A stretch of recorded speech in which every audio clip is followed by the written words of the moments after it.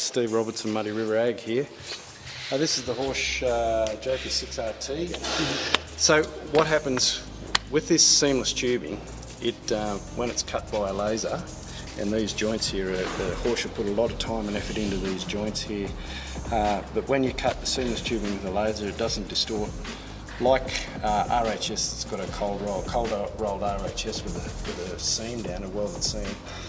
If you cut that, it will distort, and the robots can't pick up that distortion. That's one of the reasons Horsch have gone to this very, very strong steel, very good frames.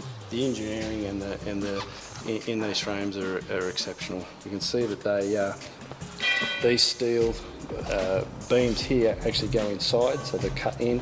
So they don't use fish plates and so forth like that. They put the strength in the engineering and the strength in the steel.